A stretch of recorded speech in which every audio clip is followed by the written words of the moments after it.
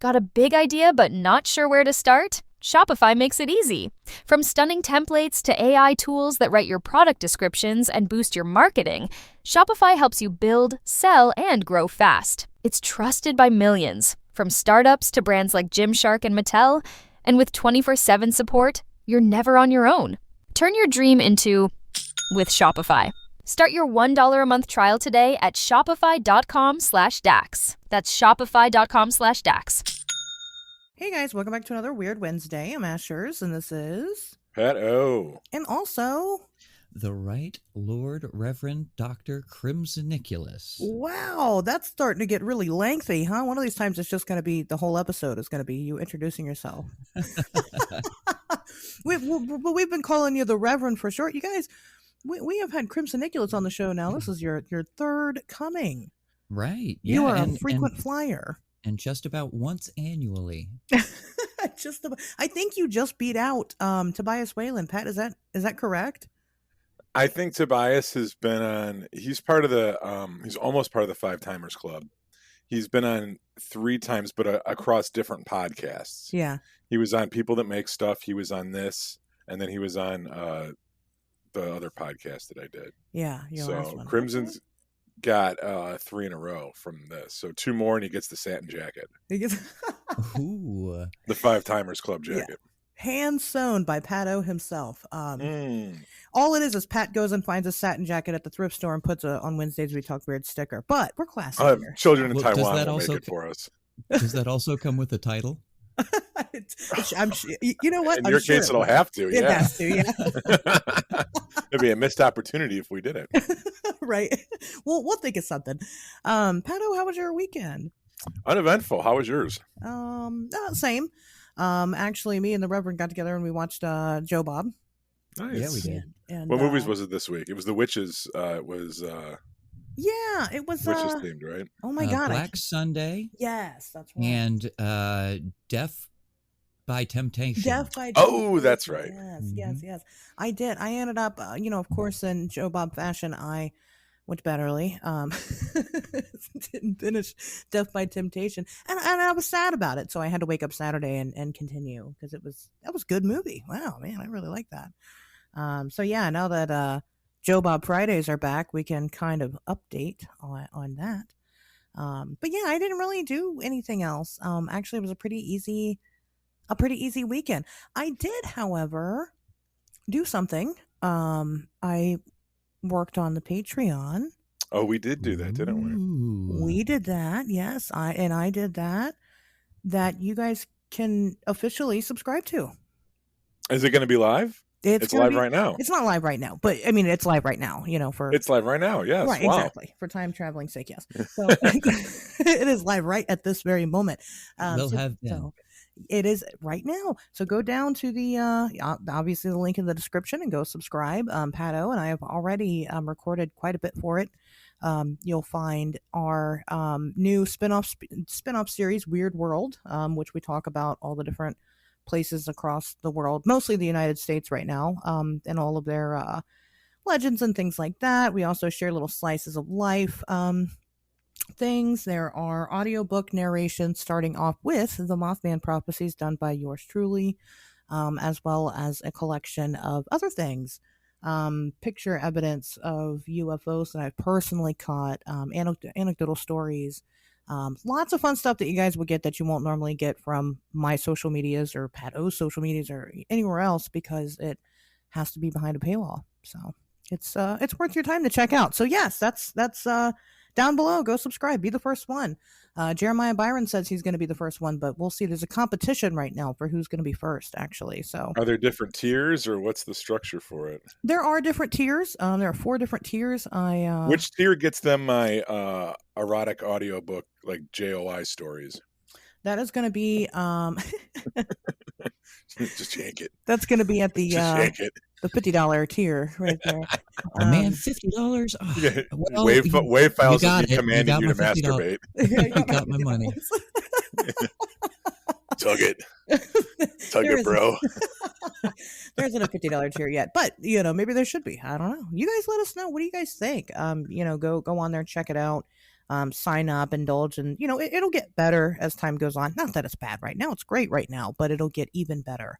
But we're open for I'm open for suggestions. Remember, this isn't just on Wednesdays we talk weird Patreon. It is mostly a me Patreon, so anything and everything that I create is going to be there. I am deriving no income from this. No. Illinois State Disbursement Unit. I do not garnish this any funds for child support reasons. I'm not drawing any of this.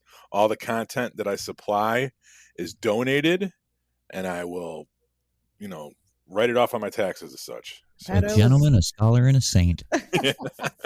Pato is working for titty shots, so not my titties, but I just sent him random pictures of. I wouldn't know exactly. They could be anybody's. Of men's titties on the internet. I have no idea what your tits look like, so they could be pictures of anyone. You know what I mean? But anyway, so that's what I did this weekend. How fascinating. What about you, Reverend? What'd you do this weekend? I cooked dinner for my mommy. Oh, well, it was Mother's Day. Look at you coming on here, showing us up with your wholesomeness. We're terrible people. We didn't even talk about our moms. Right.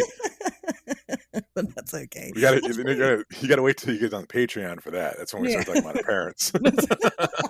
It's true too, actually. Yeah. Mom and Dad, please pay us money so that you can hear about us talk about you. Yeah. Yeah, pretty much.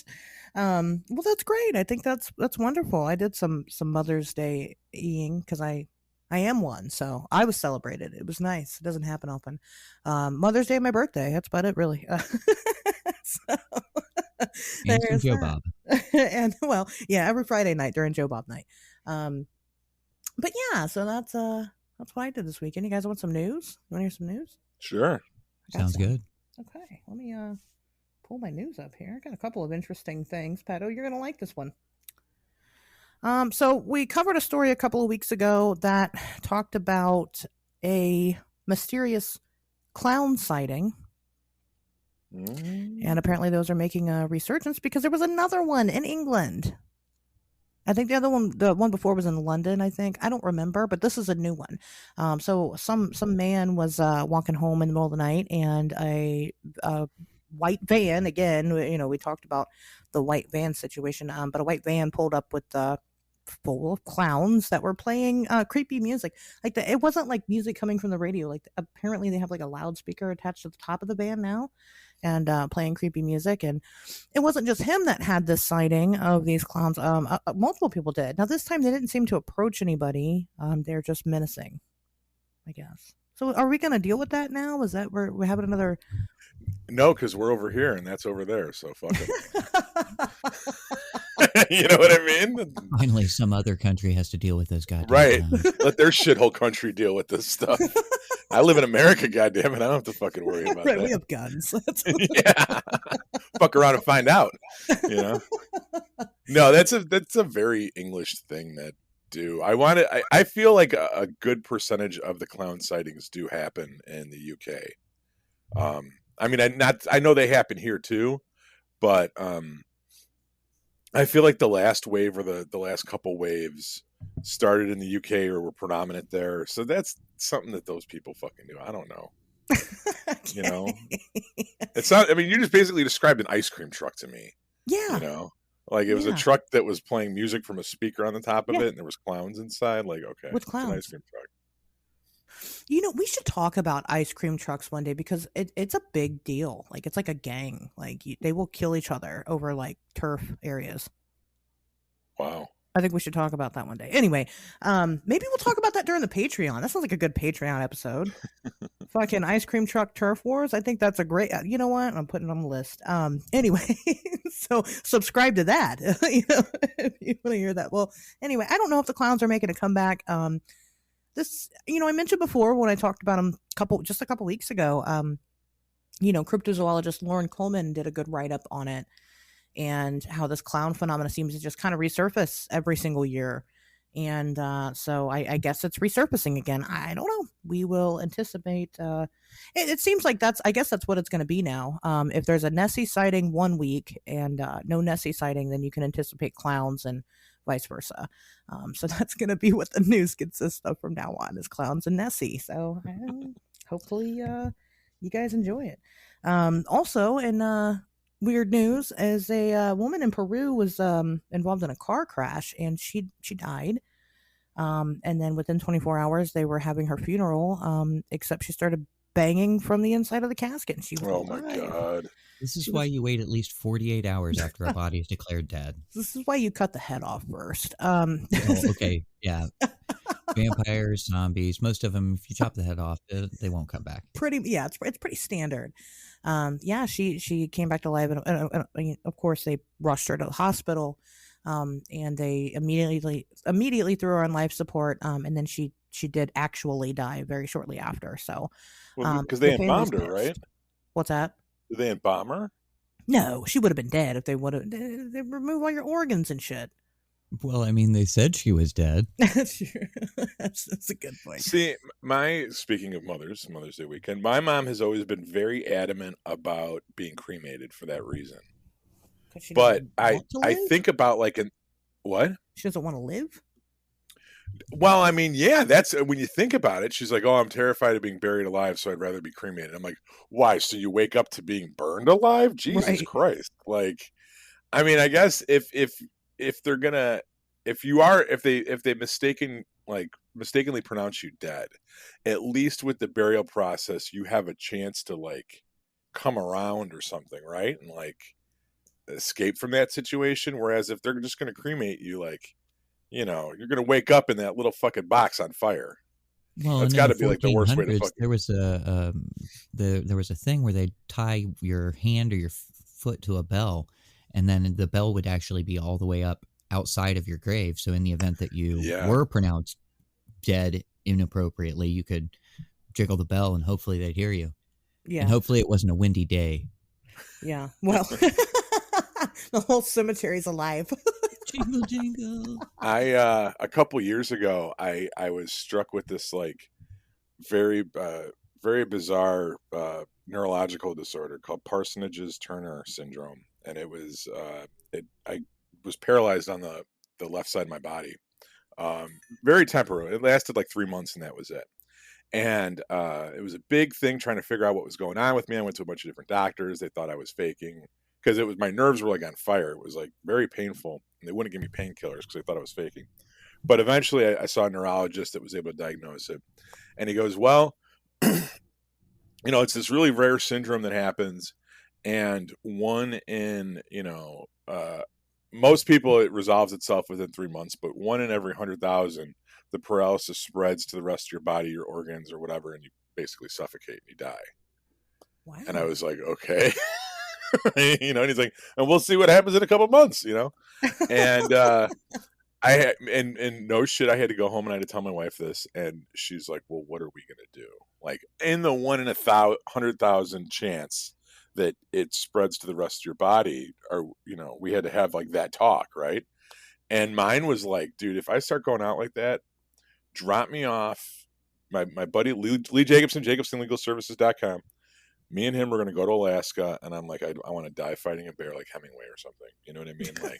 Just let me walk off into the fucking woods with a knife, and that's how it's going to fucking end. And I stick by that. I think that's the best. I hate the idea of there's, especially hear stories like this, cremation. What if you wake up and you're on fire?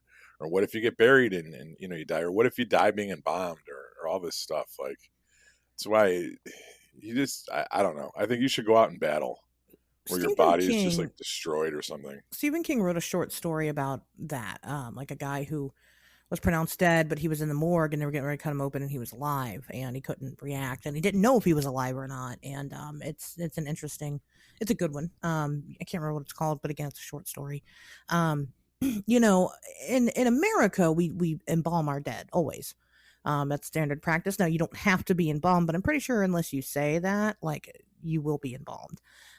So they'll take everything out of you, put them into bags just to put it back into you, and then pump you with preservative.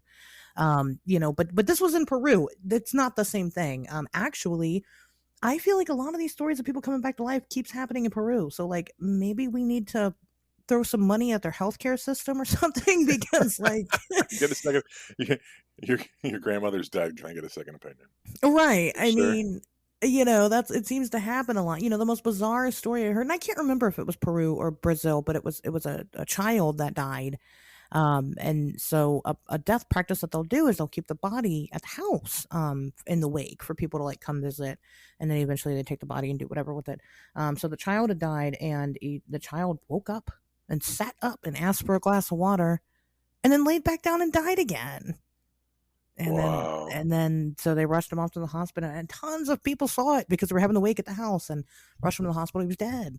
I don't know why this keeps happening there, but it's a problem, I think, right? I mean, or is this just something we're all just gonna turn the other cheek on and just be like, just like the clown thing, that's their problem, not ours.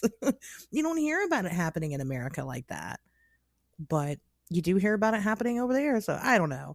I got a filmmaker buddy that Anthony Cooney, director of the Leaf Blower Massacre. Look it up online; it's pretty funny. Jesus, that sounds great. Yeah. It's not bad. It's actually really funny. But he's a filmmaker, and his family owns Cooney Funeral Homes, and he's a mortician or whatever. And he used to live above it. I should ask him if he's got some stories. He might make a pretty decent guest. That'd be cool. Come on and talk about shit. Yeah, because he grew up living there, and the only thing I know, we didn't really talk about it too much because we're not like super close, but I know that like it just would suck trying to schedule him for film shoots because people die all the time. Right. So like it's like, hey, we're gonna film next weekend. He'll be like, all right, and then he'll call you Thursday night and be like, yeah, someone died. They just had a whole school bus come in. Right. Sorry, bro. Maybe next time. Let me know the next time you're doing something. Someone, he can't call off of work and be like, oh, someone died, because like that's his job. Right. Work from home that day. So I don't. Anyway, I think that would be neat. Yeah, I mean, especially just bodies do weird stuff when you die. Anyway, we're not here talking about that today. I'm not going to put a disclaimer for all that. So sorry, I guess. Okay. But anyway, good stuff. Yeah, people coming back to life and creepy clown sightings this week. That was my news. Rock and roll. Sounds wonderful. Yeah. So we've been talking about doing this episode for a while, and as you guys can see, it's about liminality or liminal spaces. So the Reverend and I actually got the chance to go and experience this for ourselves, and we went to the Cincinnati Mills Mall in Cincinnati, Ohio. And which is basically, I talked about it on the show. There's pictures on social media. Basically, an entire abandoned mall, except for 3 places were open still in the mall. 3 or 4, yeah. Let me see. There's the Bass Pro Shop, the little kids place that we thought was a tiki bar for a minute.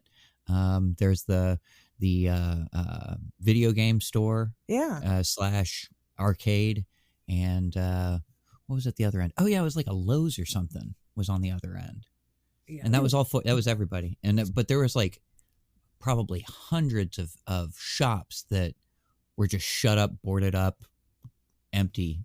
It was crazy. Completely empty. And the whole place it's very minimal lighting. Actually, we went during the day, and the lighting that it mostly seems to rely on happens to be like there's skylights.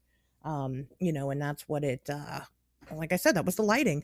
Actually, we had a missed opportunity because I see that a lot of people go at night because it is dark, except for like these basic floodlights, and it's still open. You can walk around it. But yeah, very interesting place. The elevator worked fine. Well, some elevators didn't, but escalators that didn't run, shuttered up shops. The arcade, I mean, there's an arcade right in the middle of this of this food court, which was admittedly my favorite place because it was dark and all the restaurants are abandoned. And anyway, so we went, and obviously then we kind of had the idea to talk about this, but that was because it's because Reverend Crimson Nicholas brought it to my attention, brought the topic up to my attention. So what got you into liminal spaces? Well, the thing about liminal spaces, and I mean, you kind of have to, You have to know a little bit about the word first. It comes from liminality, obviously. Blah blah blah. The ambiguity or disorientation that happens in the middle of a rite of passage. So a liminal space would be the same thing, only physically. If you're moving from place to place, going to the gas station on your way to work, that's a liminal space. Or walking down the hallway from your office to the boss's office, that's also a liminal space. It's the in between places, the places that you don't want to be at, but you have to go through to get to it. And just the concept that the things like places like this can be thinner than the places that are. The places that are in between, you could get lost and find yourself in places where you don't expect to be. I mean, you're all the time going from place to place, but sometimes when you're going from one place to another, you find yourself in a completely different place, and that's where the concept came from, and then that's really where my fascination in liminal spaces lies, is the getting lost and finding yourself in a place where you don't belong necessarily.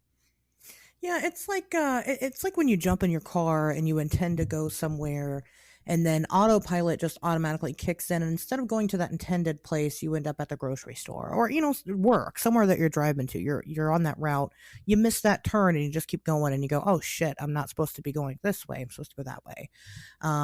That's kind of where that's kind of the idea, is that your liminal space is not necessarily where, it's not your destination, it is the path to that destination. It kind of started more not as a physical aspect, but as a psychological theory, where it is like a transitionary period into your life, going from childhood to puberty. Puberty is kind of that liminal space where you're going from one stage of life to the next, to childhood to adulthood. I'm experiencing liminality right now with my ego death. That is also because I'm not sure what's going to happen next. And we all kind of feel that. Changing jobs is something that is extreme, that, it's enough of a change, and it has that sense of uncertainty and wonder, because you don't really know what the destination is going to be. So some people have kind of started exploring this concept in a physical way, which is where we get these spots of liminality from, which is where we kind of get, hallways and elevators and, things like that, because you could potentially, walk down that hallway, ended up in a space where you didn't necessarily intend. But what if we weren't just doing that in our physical bubble? What if we were doing that and kind of falling into the cracks of something else and ending up in a whole other world? Maybe I'm jumping ahead of myself. Well, maybe a little, but it's always fun to jump in deep. That's half the fun of liminal space. Just maybe you end up here, maybe you end up in Albuquerque, and maybe you end up in the dark zone. Yeah. It's very disorienting is what it is. And that's kind of how we had come up with, not we as in me and you personally, but just as people, come up with these places being weird and being strange, is because something feels off about them. It feels weird. And is that because we're hitting that no clip zone, or we're just on the verge of hitting it, or what is it that makes us feel uneasy? This I'm sorry, go ahead. No, this has a lot of shades of like chaos magic to me. A lot of the tenets of chaos magic have to do with kind of deprogramming your mind to reject structure. And by rejecting structure, you open yourself up to limitless possibility. right? Yeah, kind of the liminality in the soul. Yeah. Yeah, and if you some of the practices that people that are really really drink the Kool-Aid on chaos magic, what they'll do is they'll go out of their way to spend time um, dressing as members of the opposite sex, because it kind of deprograms their gender or something like that, like that mindset. Or they'll go out of their way to refute to not use the word is, right? So if you don't use the word is, then you're not kind of confining concepts and things with language. You're not saying that something is something else, right? And that, I know that's kind of an abstract concept to wrap your head around, but if you can, it just feels like the same thing to me. It feels like it rhymes. It feels like a cover version of the same song, you know. Okay. This treating space, physical space, like that, and understanding the transitions. And Ashley brought up a good point when you talk about how when you do major life things, like when you switch jobs, or you get out of a long-term relationship, or you move, right? These are very jarring things that kind of reshape your reality. But really, what do you do? Like changing a job, really? Like that's how fragile what we perceive reality to be is. That now if I live here instead of here, suddenly everything's different now. Like, is it though? Or maybe it is. Maybe that's how fragile it is. Or maybe we just, Well, okay, how about this? Pat, you've heard of the concept of a midlife crisis, right? Yep. Perfect example of a type of liminal mindset that every person will go through in their lifetime. As you go from the young, the young and virile days of your life, and you finally wake up that morning and you realize, well, shit, it's physically it's all downhill from here. So what do I do? And that you go fight a bear. Yes, exactly. You go fight a bear. See, Pat, the Pat O from before would not go fight that bear, would he now? Because he's too busy living it up and making the movies and what else is it? What else does the young Pat O do? And same thing the old Pat O does, just a lot faster. Just a lot faster. Well, there you go. But yeah, that's and the liminality in someone's mind or in their life is obviously, or excuse me, and not obviously, but can be from any number of different types of things, and it's reinforced. You can feel that space either inside of you or outside of you by getting that uneasy sense of where am I? What am I doing? I've lost who I was, and I'm going or becoming a new thing. Well, so changes can happen quickly or they can happen slowly. And, if there's changes that we can initiate in our life, like, hey, I'm going to go to the gym every day and I'm going to slowly lose weight, or I'm going to start a savings account and I'm going to slowly, pack away money and stuff like that. Or I could hit the lotto and I can win $200,000 just like that, right? Sure. Or I can lose my job and suddenly find myself unemployed. Or I could, something drastic happens and I find myself moving very quickly without warning. And those, life changes can happen and they don't always throw you for a loop. But if they're measured and if they're changes that you initiate and they happen gradually over time, we kind of roll with them and we can move into new areas of our lives, and it's not that jarring. But yeah, when that stuff happens quick and hard and fast, it's like getting a bucket of cold water thrown at you. Especially when it's unexpected, for sure. Well, yeah. Liminality happens both physically and psychologically, probably hundreds of times within your week, and you just don't really notice that it happens. Even for example, it's Taco Tuesday. It's Taco Tuesday, but you get to the grocery store and they don't have the taco ingredients, so now it's pizza night. That happens because you have an expected outcome and then it didn't go the way that you expected. It happens physically because you are constantly, well, maybe not constantly. A lot of people work from home and stuff now, but if you leave the house at all, it happens in that space in between point A from point B. It happens all the time. It becomes significant though when you notice. Well, it's interesting that you bring up the working from home thing, because something that I've noticed as being somebody that never really was affected by the pandemic work-wise, is that I noticed a lot of my friends that kind of shifted into that work from home mentality. They can't get out of there. They're used to their own little litter box and kind of living and they're not leaving home and all that stuff. And to try to get them to go back to that is very hard. Yeah. It's very hard for some people because, you know, you were used to going to a workplace and now, you know, staying home. Well, okay, well, I was used to being at home too. So that shift didn't feel as drastic. I'm just spending more time at home, which is what I always wanted to do anyway.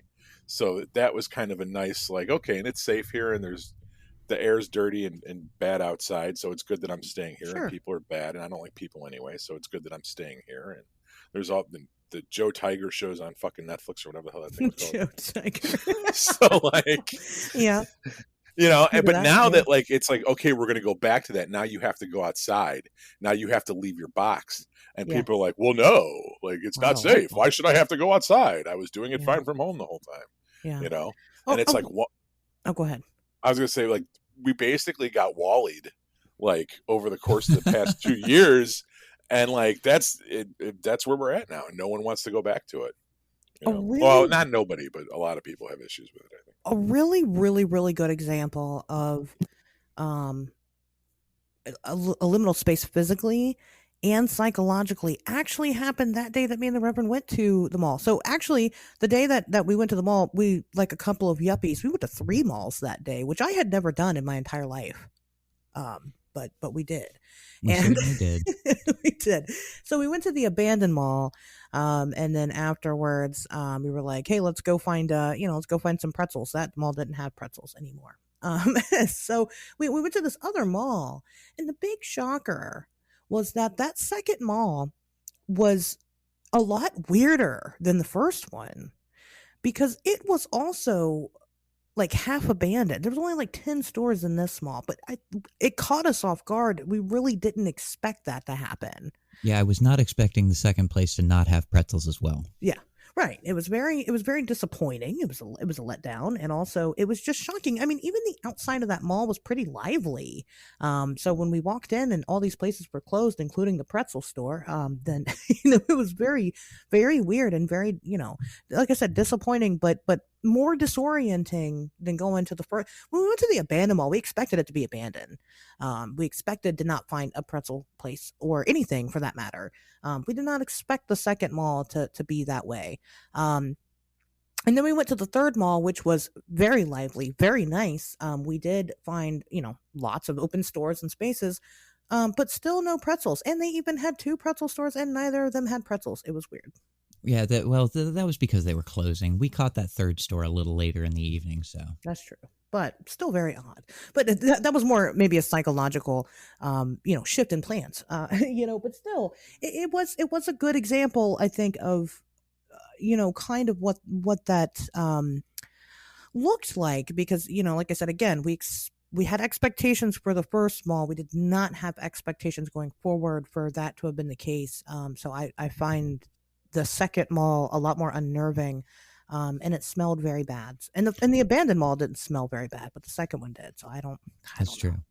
and then in the true fashion of liminality, by the time we had gotten to the third mall, we were still looking for the pretzels, but at that point, once we found out that there were no pretzels to be had, we kind of lost our way and then found ourselves inside of a Disney outlet mall Disney where I got myself a nice new Halloween jacket. Yeah, a Halloween jacket. And when was that? When did we go? What was that? March, I think. A couple of months. So. Yeah, a month or 2 ago. Something like that. Very unexpected. But in a good way. So it was a very interesting experience. I had also, and I was kind of disappointed that I couldn't explore more, but given the circumstances, when I was in the hospital, I would walk around frequently. I'm not the type of person that can just sit in bed all day. So I would get all my IV bags that I was hooked up to in my stand, and I would go walk around the hospital. Now during the day, it's very, this hospital is very bustling. It's a new hospital. It's not as big as other area hospitals. But I went and I walked the hospital at night. And let me tell you something. Talk about a crazy liminal space experience. I mean, I'm already out of it because I'm recovering from dying. And I'm walking around this place, and there's not a single fucking person in the hospital anywhere.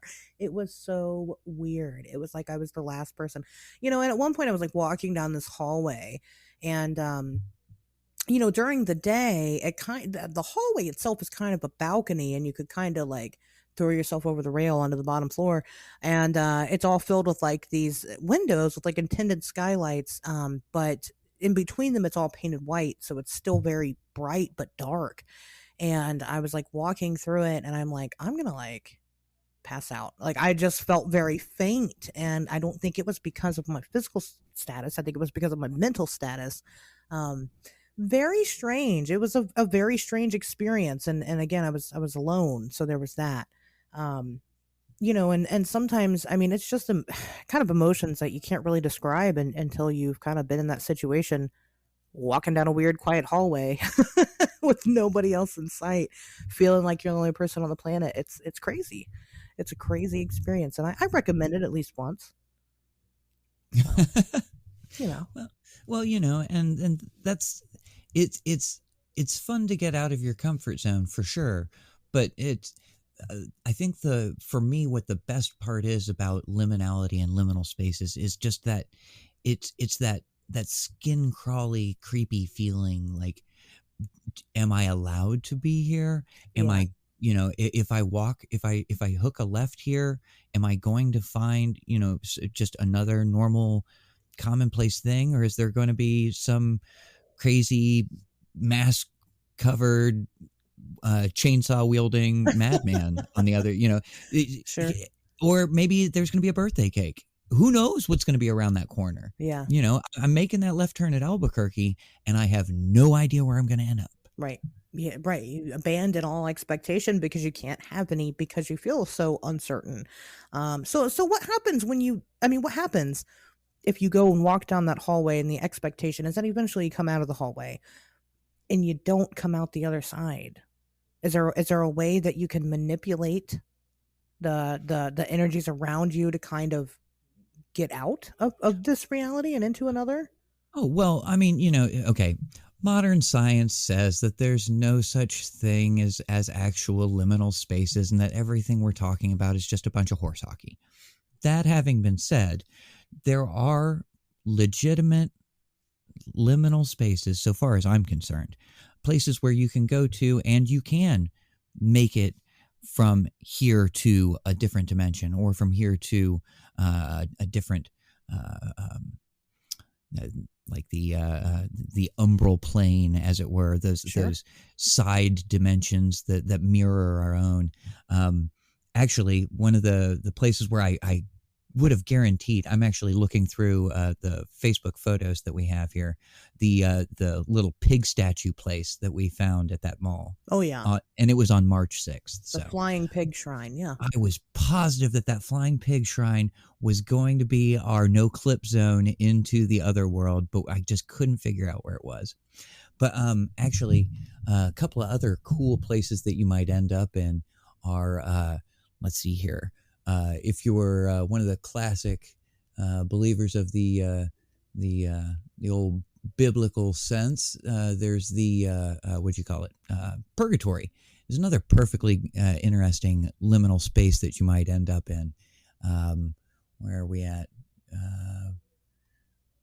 Yeah. Oh. So the umbral plane, and I've totally space cadetted on most of these. Purgatory was always so interesting for me. It was a very important part of my development as a I guess I would say philosopher. I went to Catholic school for 12 years, and somewhere like in grammar school, I was talking to my grandmother one day, and she was asking me about school and what we were learning and all this stuff. And she asked me about purgatory, and I had never heard of it before. I was not familiar with the concept at all. And she said, "Oh, well, that's something they kind of stopped teaching in the 60s." And I was like, "What?" And she goes, "Yeah, purgatory is where all the souls of the unbaptized babies go to, or it's the place where people go. If you're not going to go to hell, but you're not going to go to heaven, you kind of go there and you wait until the end of times, and then Jesus passes judgment on you or something, or whatever the fucking explanation is." Yeah, the medium place. Yeah, and I was like, "I've never heard that before." And she's like, "Oh, well, okay." So I go into school on Monday, and I raise my hand and I say, "My grandma this weekend told me about purgatory, and we haven't learned about that yet. Why not?" And the teacher kind of echoed the like, "Oh, well, the Catholic Church doesn't really teach that anymore." And I'm like, "Well, is it a fucking plane of existence or not? Like, how do you just decide after thousands of years it was taught that there was this third plane of existence? There was heaven, there was hell. Well, I guess not necessarily third, but heaven, hell, and then there was purgatory. The divine Dante Alighieri wrote a book about it, right? He did Inferno, but he also did Purgatorio and Paradiso. Like, this was a concept that Christians were familiar with and that was part of their doctrine. And then we just decided, no, we're not going to teach that anymore.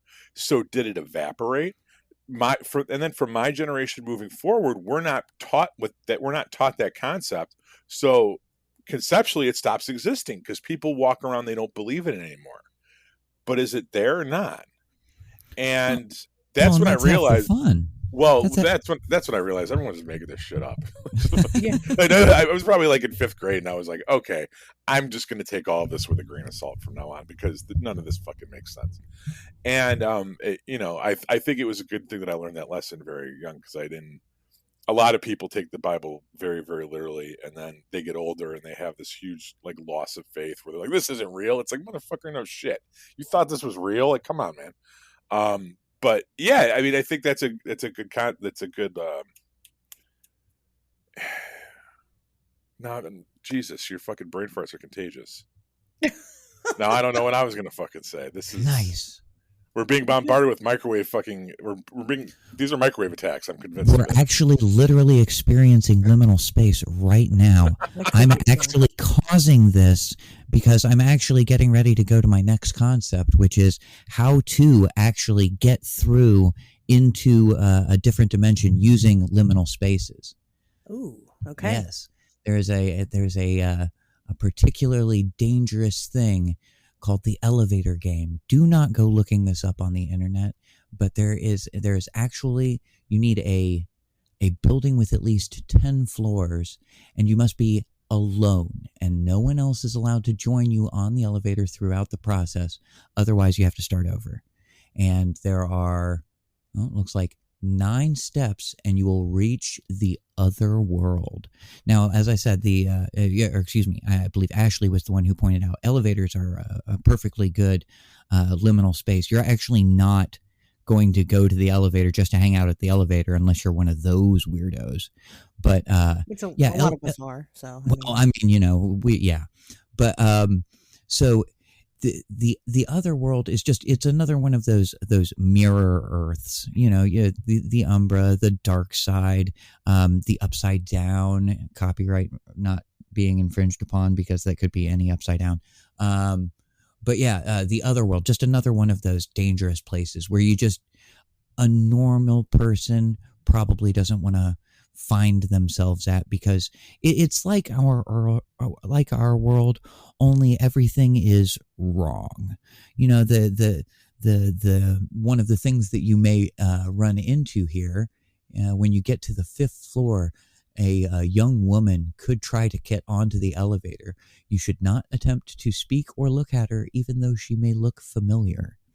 It's sure her hands are just a little bit too long, and even though she does look young, there are problems with her features that just you'll be able to tell right away that she is she is not one of you. And if you look her in the eyes, she'll be able to tell that you are not one of her. Other weird concepts like that. It'd be like creatures that make it into our world would pass through liminal spaces. It's alleged that certain types of hellhounds would actually go through liminal spaces, through actually like the shadows and the back rooms and such, to get onto our plane of existence. It's a very interesting concept, and as I said, be very careful. But what you would do, okay, you find this building with at least 10 floors. You make sure that you're the only one on the elevator. Then you go to the 4th floor, but you don't get out. Then you go to the 2nd floor, and then the 6th, and then the 2nd, and then the 10th. But do not get out on any of those floors. And then you go to the 5th floor, and that's where you may find this young woman. And then you go back to the 1st floor. If, when you press the button to go to the 1st floor, the elevator instead goes to the 10th floor, stay on the elevator. You are still in the game. If you go to the 1st floor, but the elevator goes to the 1st floor, then just exit, because you're going to get hunted down by creepy, nasty, terrible things. But once you reach the 10th floor, if you decide to get off at that point, you will have made it into the other world. And enjoy your adventure, but good luck getting back. So have people claimed to have done this, and maybe they're from a different world and they've come into our world, or they've come back? I have heard there are stories online of people who claim to have completed this alleged game, the elevator game, and have found their way to the other world. That's how we get these little tidbits about things about the young woman. And sure. There's actually also something they say it's akin to a dog. However, it has too many legs and 3 times the number of teeth it's supposed to have. And the number of people who have who are said to have encountered and survived those hellish beasts is even smaller than you might imagine. Sure. Well, I imagine so. A prime example, when I think of like creatures like that, that probably more listeners of the show would be more familiar with are the not deer, which are pretty much deer that people see that just look kind of fucking weird. They just look, something's off about them. Now, sometimes they're really deformed and they really look terrible.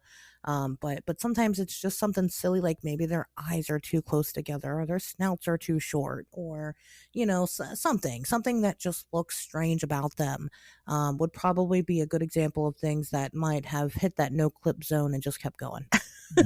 It came over here. It could be how we get a lot of creature sightings that don't really make sense. One of the descriptions that a lot of witnesses will say about some of these strange creatures is that it just looked weird. It moved weird. It just looked like it wasn't really here, but it was here. I saw it. And maybe they're coming in through liminality.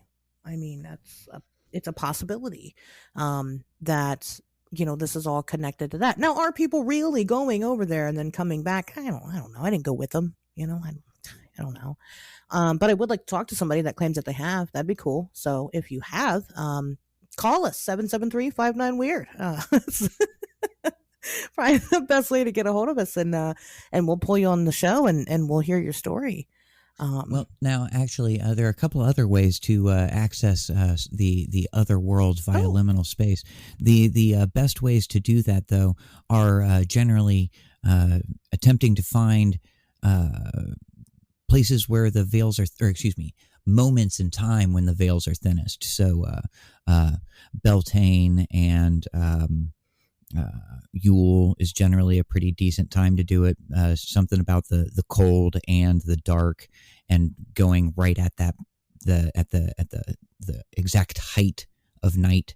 You can find yourself a full-length mirror, stare and have it pointed directly at the moon. You can sideways step into said mirror and then find your way into certain other planes of existence that way as well. It's alleged that if you are a smart enough person, you can fall backwards through fire into another realm as well. And there's just about as many ways to access the other worlds as you could imagine. Some are more grotesque and some are less grotesque. But as I said, it's particularly interesting. Sometimes it's just as easy as stepping on that elevator and following the angels up to, the Valkyries up to Valhalla and all that jazz. That's the going through liminal spaces as well, and they say the easiest way, but the most difficult to come back from is death. So, well, although what were you saying earlier today? People in Peru, they've figured out how to come back. Right. Apparently Peru has mastered this. So. They have mastered the art of liminality. Maybe that's the secret. I don't know. Something in Peru in their liminal studies. I mean, that is interesting because we do have people that seemingly vanish without any good rhyme or reason to it. So that does happen. So you got to wonder, are they still around, but just not here? We kind of toyed with the idea. We did find that one working elevator at the abandoned mall that possibly we walked into it and then we walked out in a different world. Well, I think that one is I think we were probably safe from having stepped into another realm or possibly stepping into another realm. As I said, the elevator game allegedly requires at least 10 floors. That's true. That's true. Well, I did come back home and I didn't see myself. I didn't find myself at my home. So at least not yet. That's always a plus. Unless my other self left to go to the abandoned mall and maybe it burned down while they were there or something. I don't know. You guys traded liminal spaces. That's what happened. Yeah. I'm pretty convinced. But I haven't found any major differences yet. But the I mean, speaking of which, in the small variances of things, this is it kind of also. It could be what's responsible for stuff like the Mandela effect, which is basically, people misremembering. I'm sure people have heard of it, but if you haven't, scientifically, people misremembering things from their childhood that was actually one way and not the other. The most popular probably being the Berenstain Bears, which a lot of people claim when they were a kid was the Berenstein Bears, not the Berenstain Bears. But it's always been the Berenstain Bears, allegedly. And examples of this continue to happen over and over and over again, hundreds of things. And some people think that at some point in time, there was some weird shift. And, those people that remember it that way are from a different dimension. And, did they all come in through liminal spaces? Because, again, you experience liminality more times than you think. Hundreds of times in a week, and you don't even notice it. So could it be that during one of those hundreds of examples through their lifetime that they just happen to slip through, and they're kind of slowly slipping through and switching back and forth, and could be. I don't know. Oh yeah, and if you don't believe us, the liminal spaces can literally just creep up on you based on time.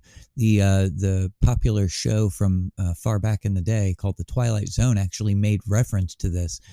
They say at the beginning of each episode, in the Twilight Zone, in a liminal nether region of the night. They're literally just saying at twilight, that in between time when the veil between the worlds is just a little bit thinner and a little bit easier to sidestep into. Yeah, you're right. I mean, and the concept has been around for a very, very, very long time. It's just for some reason now we're talking about it. Why do you think that is? Why do you think it's popular? Well, I mean, it comes and goes, as is the humorous thing about liminal spaces and liminality in general. It's a thing that you would have to, like I said, you would have to travel through to understand what it is, and we can't know what it is unless we go through it ourselves. And as I said, as we've been saying, it's just constantly happening at twilight and at dawn, at 12 p.m. and 12 a.m. on the solstice and on the equinox, New Year's Day. Your birthday is technically a liminal time period. And through liminal spaces, the elevators, the back hallways, your gas station, the highway. The highway is a great liminal space. Yeah. You can find yourself in an entirely different country if you're on the right highway at the wrong time and in the wrong place. There you go. Yep, pretty much. Pat-O, you got something to add there? Oh man, where to begin? I know. Well, I think, you said, why are we talking about this now? I think, one of the things that the social media and the internet has really helped us with, especially podcasts in general. I mean, look at this. We're doing this podcast right now where we talk about this kind of stuff, and we're shedding lights on topics that people might not have been familiar with. We're giving voices to people that wouldn't necessarily have voices before. So anything that increases communication between people, yeah, you're going to have people arguing about fucking movies and politics and stuff for the most part, sharing porn. But it will also give way for conversations like this to take place. So we're sharing info, we're sharing theories, and it doesn't come as a surprise to me that you're seeing an uptick in paranormal discussion, just based on social media and stuff. One thing that kind of I'm getting brought back to a lot, hearing Red discuss all this stuff, is why. So I mean, I'm somebody that's had like a slew of paranormal experiences my whole entire life, and I get the heebie-jeebies a lot, and it's kind of scary. You know what I mean? When you get a sense about something, or you wake up in the middle of the night and you think something's in the closet or whatever. And how I learned to deal with that the older I got was to just get up in the middle of the night and look in the closet, and there's nothing there, right? But I feel like I would often confront these feelings and the sense that I would have, this apprehension about going somewhere or doing something or whatever. Growing up, I was kind of like a shithead kid, and we used to party in the woods a lot, and you'd get drunk or stoned and you'd go off on a fucking hiking expedition, or, oh, there's an old burned down house over here, we're going to go. You know how like you go to old burned down houses and you see like beer cans and like graffiti and condoms? Yeah, those are me and my friends. So it's like, I would hang out with the kids that would go do that, and sometimes I would do it, and sometimes I'd get really freaked out and I'd be like, no, I can't go in there, and I'd like turn around and leave. And the older I get, the more I feel like maybe I should have been more.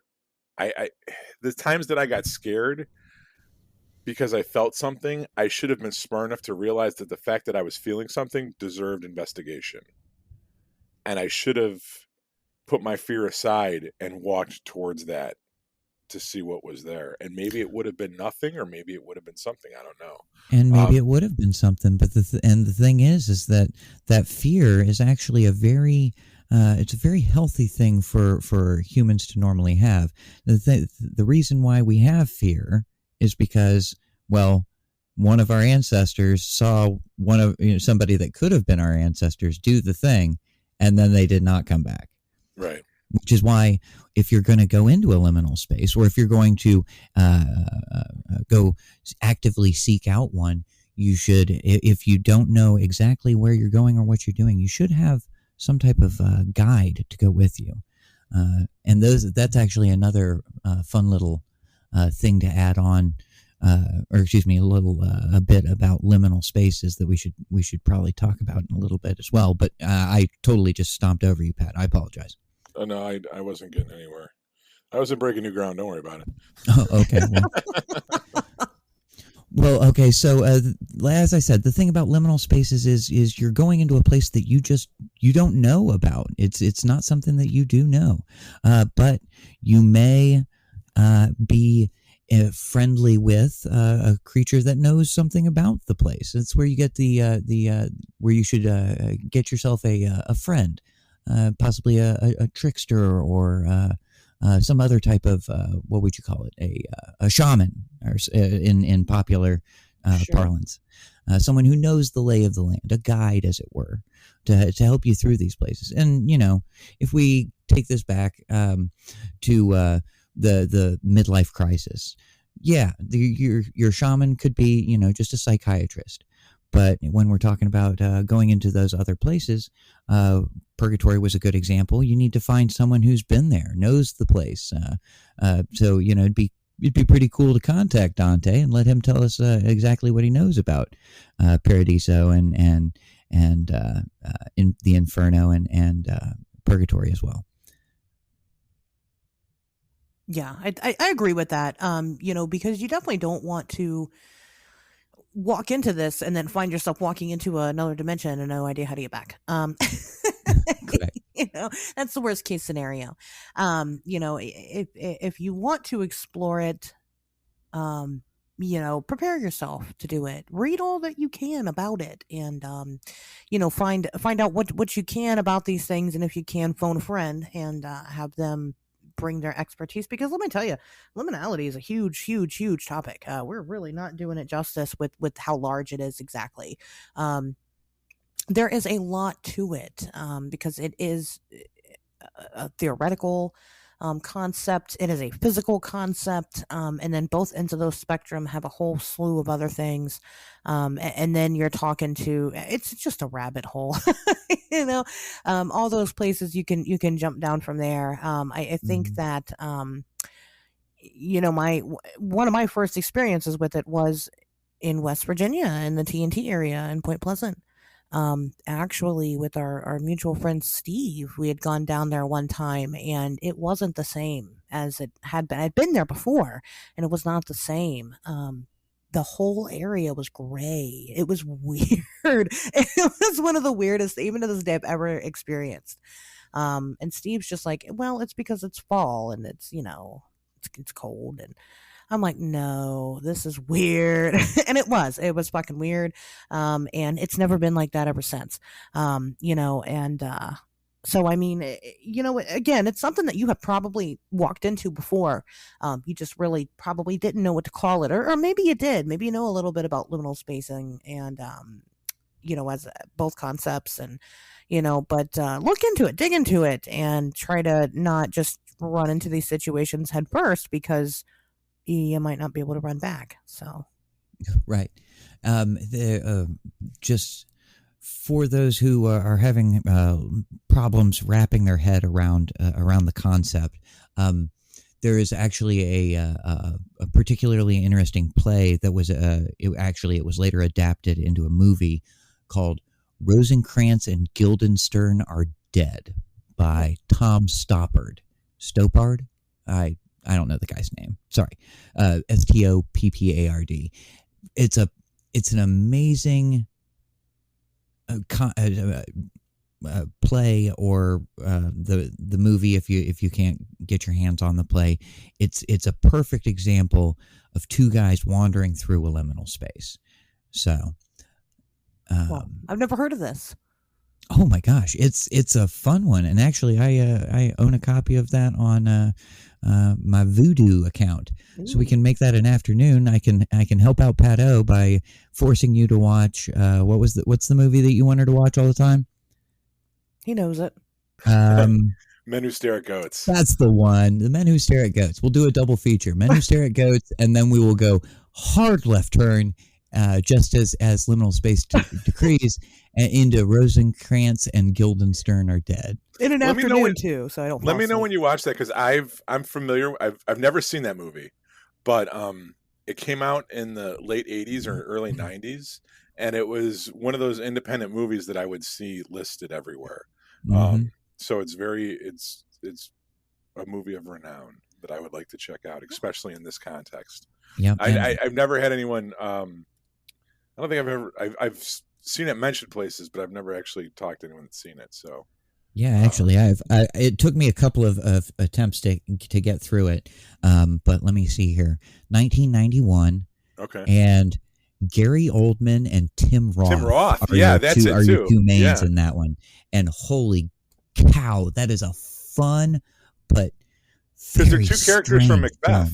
Correct. It's like a Macbeth spinoff. Yeah, the two guys who didn't know what was going on in Macbeth. Right. Yeah, I will definitely check that out with you guys. Let me know when you get her corralled. 100%. Just tell her it's a Joe Bob. Just pretend like it's a fucking Joe Bob movie on Friday. I don't get sleepy. I'll be like, I'm getting tired now. Joe Bob, it's bedtime. Like the old person that I am. Yeah, no, for sure. I think I would definitely be interested in seeing this as a, actually seeing it as a concept. So I've never heard of this, but of course I haven't heard of most media, so that's no surprise.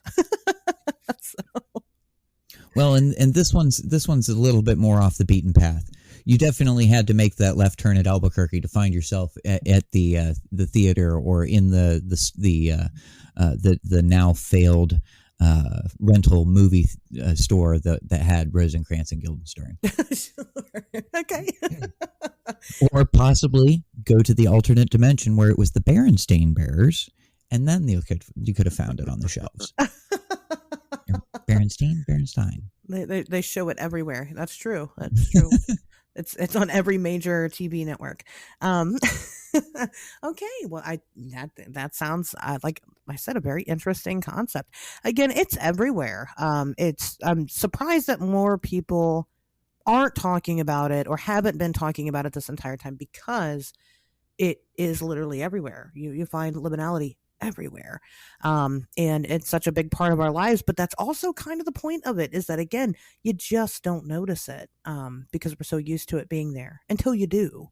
And then when you do, it feels weird. It feels strange. And that's where, again, these theories and things take place. I know that there's a series or something taking the internet by storm known as the Back Rooms, and that's exactly, it's about this. Am I right? I don't know anything about it. Do either of you know anything about this Back Rooms thing? Well, I don't know about a show called The Back Rooms, but yes, there was a creepypasta came out recently in my time period, probably early to mid 2000s at this point, so not very recently at all. Oh. But it was a creepypasta called The Back Rooms. That's where we get the term no clip from. People were allegedly attempting to find in the backs of in the back hallways behind the stores at the mall.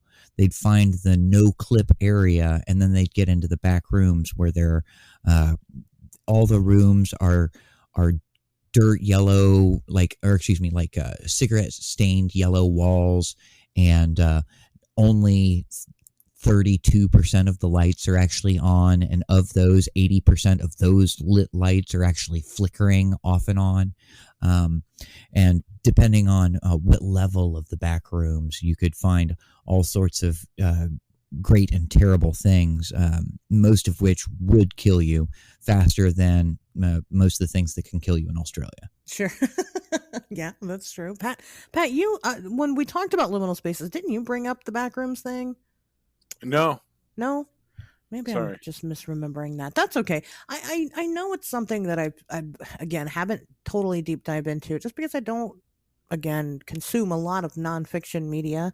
But I think that has kind of propelled this popularity of liminal spaces a lot. I do have a couple of social media accounts that I follow now that like to post prime examples of these places. And so, I mean, they're out there, if you're not ballsy enough to go do it yourself, that makes sense though. Malls, I think a lot of people don't, again, it's just not something you think about. They do have these back hallways that you travel through to get to your places. When I worked at the Santa Claus stand for one season, and we would have to walk Santa Claus back and forth from the middle of the mall to his dressing area, and we would have to take him through like the back tunnels, and it was always weird. It's always, there's nobody back there. You can do anything back there. You can do drugs, you can have sex with you could have a whole orgy throughout the entire hallway system, and nobody would know because nobody's ever back there. Just you and the pipes and the barely lit lights and the hundreds of people that you invited. I mean, pretty much. And so it's Again, just things that you don't really think about. I think I had an interview once at a department store. I think it was Meijer, and it blew my mind to find out that there was an upstairs like to this giant department store, but there is, because you just, again, these are places that you don't think about. Because you never go there, you never see it. And so, of course, us being human, we're terrified of the unknown. And so we assume that the unknown carries some very terrifying things, and maybe it does. Maybe it does. So, yeah, it's funny that when you talk about facilities like that, I don't go into like super detail what I do, like my day job on this show, but I work in facilities maintenance, I guess you would say. So shopping malls, office buildings, I'm the guy that's on those floors, in between the floors where the machines are and everything. And you develop a relationship with the building. Buildings are living, breathing entities. They need air, they need water, they need electricity. They're temperamental, right? Buildings don't just exist and function on their own. There's systems and processes and automation systems and stuff. And I guess that's something that what would seem very at home to me is being in those parts of a building, the guts of it, right? Behind the walls. And that's kind of where I've literally made my living. And other people view it as like just this like ghost space or something. It's like, no, it's the fucking boiler room. Yeah. Or when you talk about behind malls, I worked at a shopping mall for a long time, and I painted those hallways. I would sit back there all day and listen to Rush and just paint from like one wing of the hallway to the other. And Rush is a perfect example of a shaman that will keep you from going the wrong way through the back alleys, okay, and into those liminal spaces. At some point, kind of just to shift my story a little bit, I spent a lot of my younger years very terrified of my intuition and what could be just around the corner, just behind that door, right? But at some point when I got older, I realized that there was nothing there, and if there was something there, I definitely wanted to see it, right? The more that I understood the unknown better, or I became fluent with magic and the supernatural, and it didn't bother me as much. I felt confident enough that if I came face to face with something, I could be okay. And I worked in a hotel for a long time on midnights, and during slow seasons, during the winter, we would do renovation projects, and I would walk up and down the hallway of these it's a major downtown hotel, downtown Chicago, with floors completely empty because we were putting in new sinks in every single room or changing the lighting or whatever, and you get real eerie vibes. And I would just embrace it, and just, as scary as it was, almost like it was either I would get tired and fall asleep in the shop, or I'd walk around scared out of my mind, waiting for something to jump out at me. That never did, But I think that I don't know. I mean, what if I had disappeared? What if I had slipped into some kind of portal or... Well, and perhaps you did. Maybe you have no-clipped a couple of times, made yourself or got yourself, and you're just in the third or fourth or possibly even the 17th different dimension that you wandered through. And that's why you feel like you don't belong anywhere. Except in those back rooms. Yeah. Well, I mean, once again, I think it's whatever repetition breeds reality. You know what I mean? Like, your reality is whatever you're the most accustomed to, however bizarre it may be to somebody else. If it's something that you've done 5 days a week, 40 hours a week, for the past God knows how many years, it becomes normal, And the whole idea of subliminal space is whatever your perception of normal is, challenging it, Now I have like a desk job. It's what I just started a couple of weeks ago, where I go to an office and I sit around with office people. And that's fucking bizarre to me. Yeah. Oh my God. With fucking... Oh, dude. Yeah. The cubicle zone. That is a dangerous place, dude. You can get yourself trapped in there for the rest of eternity. I've seen it. Ooh, terrible. It is very unholy. It doesn't seem natural to me that people would sit in that close proximity to each other and not talk about what kind of porn they jerk off to. Like, I'm used to working in like engineering shops where like we light each other's farts and we talk about, we recount every sexual experience we've ever had. Yeah, like it's sure. the skull and crossbones or some shit. No, we're just killing time until it's time to argue about lunch. You know what I mean?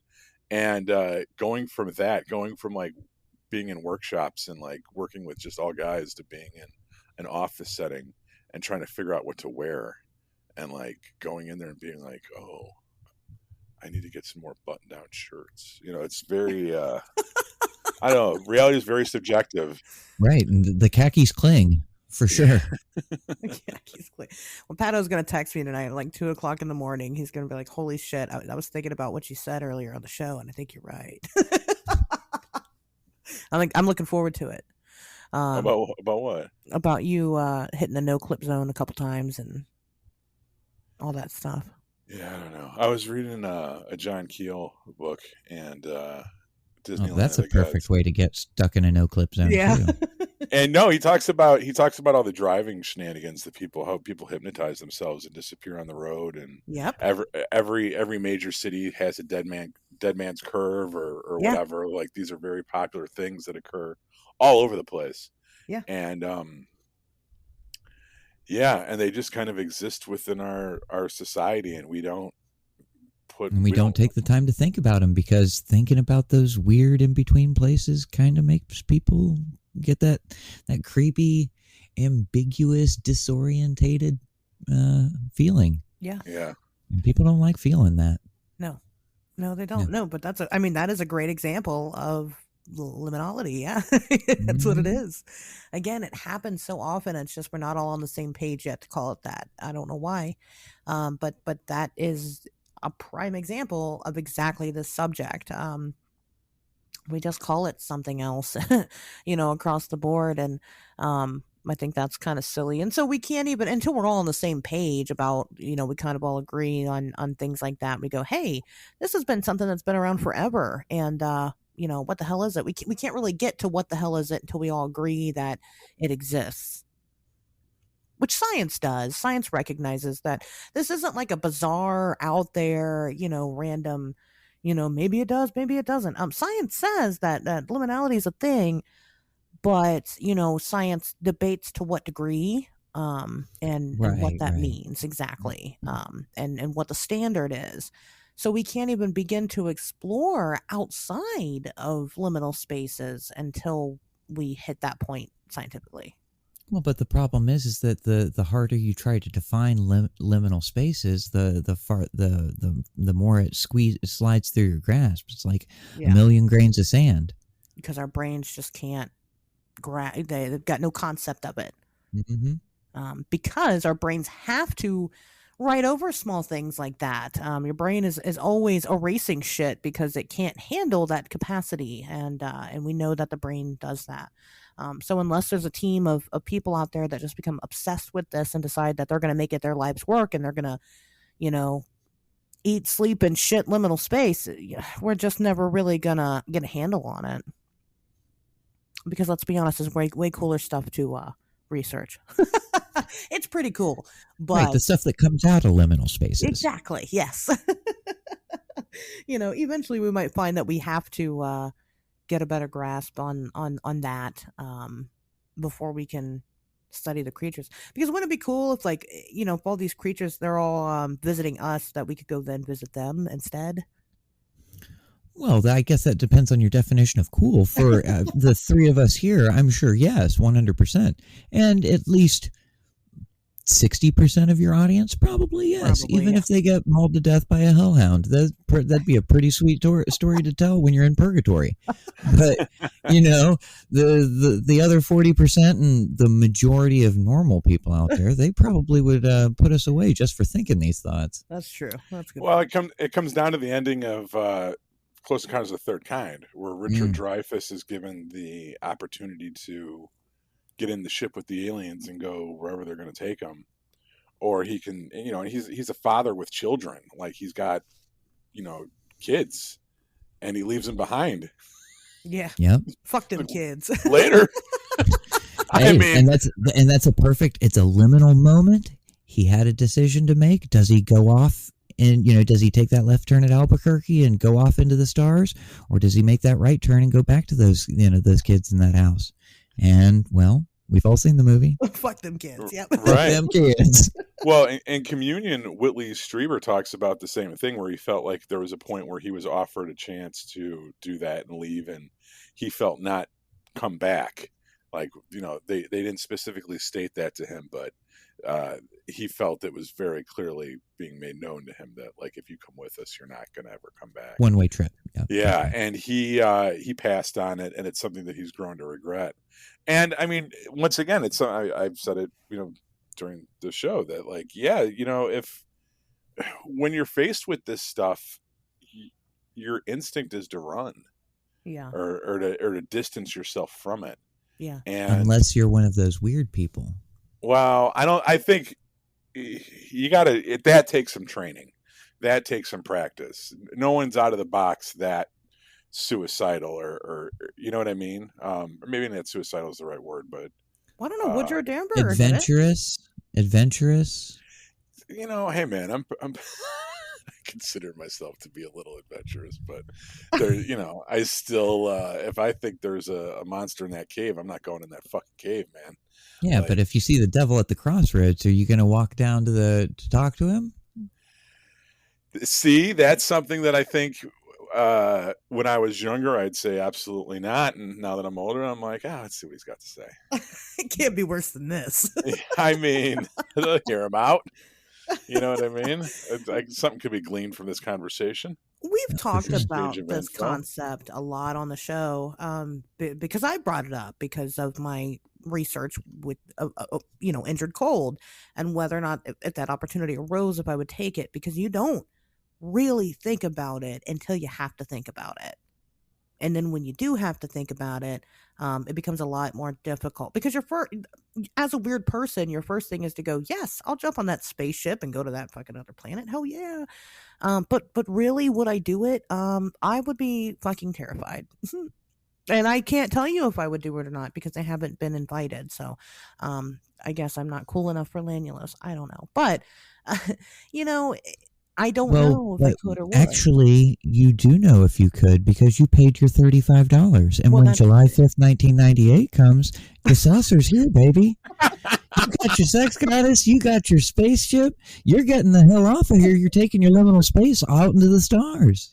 That's true. I did pay my $35. Would it be some shit if July 5th, 1998 came and I was like, I changed my mind. I guess there's no refunds. Right. If you want to stay here, well, here's the keys to the killdozer. Have fun. Yeah. They're like, you're going to give up your pleasure. Could I donate you thought I was gonna go a whole episode without mentioning my church, didn't you? Made it almost an hour and a half. You got to work on your recruits. You got to push those numbers. You got rookie numbers. You got to. I know. I just had to sneak it in there at the end. We had to go through the liminal space before we could find our way back to the Church of the Subgenius. Oh, that's great. No, you know what? I'm gonna let you have that one because that was very, very well, very perfectly timed. So thank you. I will give you that. Pat-O, you got anything? Did you give your $35 yet? No. No, I have not. Sorry about that. I forgot to mention the cost of salvation has gone up. Actually, in April, we just went up $50 now. Oh my God! Sorry, if you want eternal salvation, you were the last one to get in on the deal there. Mm-hmm. If you want to get in now, it's $50 or triple your money back. What's the website we go to for this? www.subgenius.com. There's no O in Subgenius, but there is one in com. Okay. I'll link it at the bottom and you guys can join. It is 100% without a doubt not a cult. And it is worth. Also 100% definitely a cult. Yeah. As we said in that other episode. It's definitely. Well, I'm pretty sure when something is a cult, you have to say that it's not. I don't know. It's something about legalities. I don't know. But it was definitely worth every penny of my $35. So I would have gladly done it over again and spent $50. So there's that. Well, I'm sure Bob wouldn't stop you. That's true. That's true. We'll surf the luck plane all the way to Planet X. Don't even worry about it. So wait. So hold on. So is this the first time that there's been how much was it initially to join when it started? Oh, well, okay. At the very beginning, you could get a pamphlet teaching you about the church for the low price of $1. Now those pamphlets haven't changed price in the last, dear God, 50 years. Okay. Something like that. Okay, but yes, Eternal Salvation was originally $20, I believe, back before any of the three of us were born. Unfortunately, we did not get in on that good deal. However, then it went up to 30, then 35, and now, unfortunately, because you waited until the year of the conspiracy, 2022. 2 years after the time travel year 2020 that you're not allowed to go to, you have to pay $50 now to get into the church. What is the correlation between the Church of the Subgenius and Jack Chick? Oh, he was a good buddy, and he got drugs for us every once in a while. Get the fuck out of here! That's awesome. I mean, sure. That's awesome. You just need to Pat. Honestly, you need to pay your money, and you need to come up and meet some of these old fucks before they find their own liminal spaces and get onto their pleasure saucers. I'm a big fan. They have some hilarious stories, and to all of you out in the audience, if you have any kind of thoughts as to whether or not you're going to enjoy this, you're going to have fun. Don't worry about it. Spend your $50. Don't be a pink boy. Get yourself a saucer. Enjoy the insanity with us, please. I'm on the website right now trying to figure out where I go to do this, and I can't. Oh, it's up at the top, and it says become a reverend, or excuse me, become a minister, I think. Okay. Give me 1 second. I'm going to go to the site too. Oh, yeah, I'm right here. Okay. Yeah, Jack Chick, for those that aren't familiar, you might have come across some of his comics like in the wild. He does like those little pamphlets that are very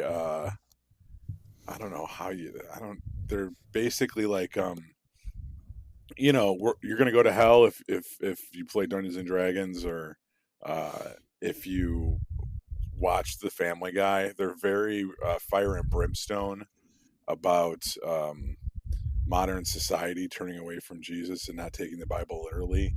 Right.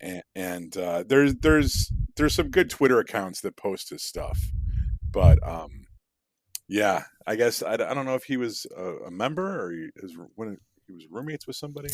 He was definitely roommates with somebody, and I don't know if he ever paid. I don't know if he ever actually paid his dues or not.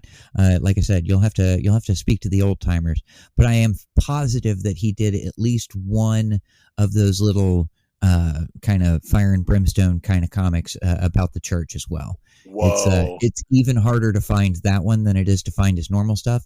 But yeah, you can totally find that as well. Jack Chick original Church of the Subgenius comic. That's awesome. Oh wow.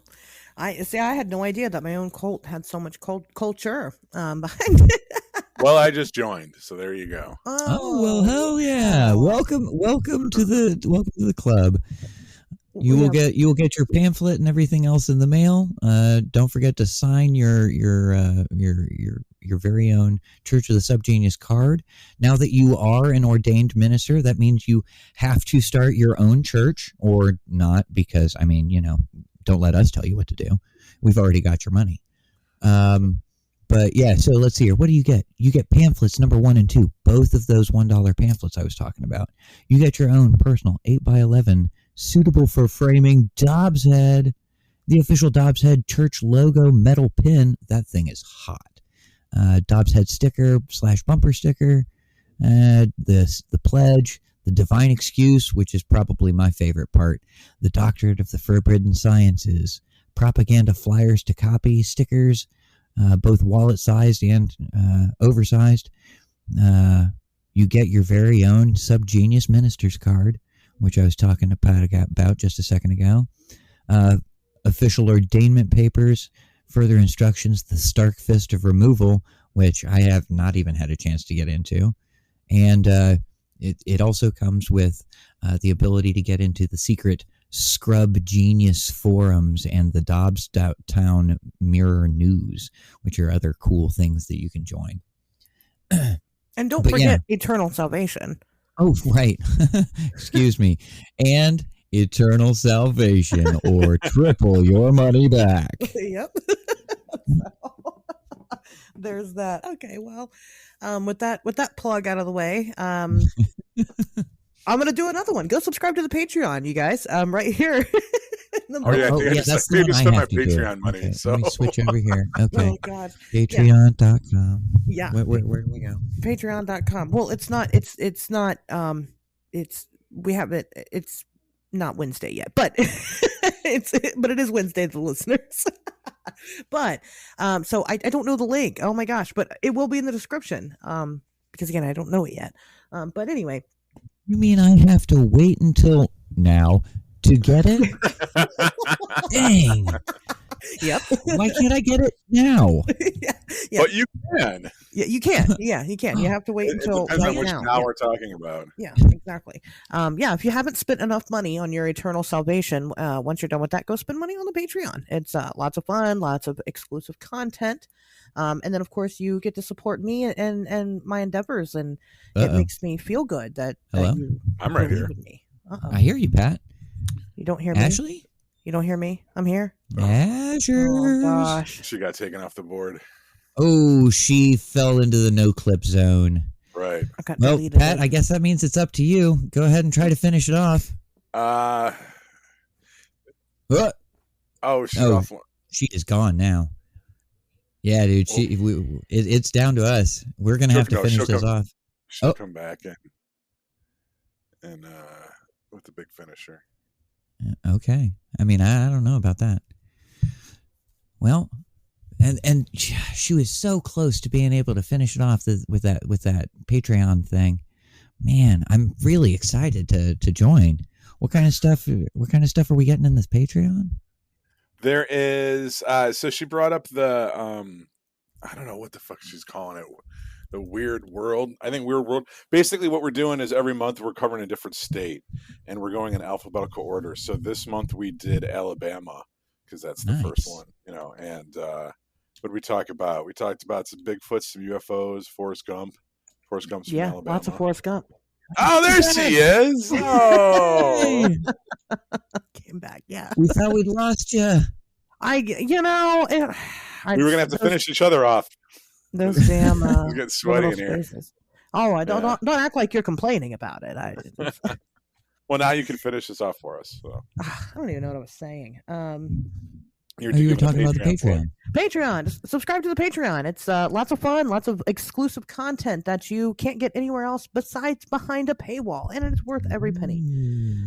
Yeah, it is. It's worth every penny. So, there's that, and I think that's all. That's going to be all. Pato, anything from you?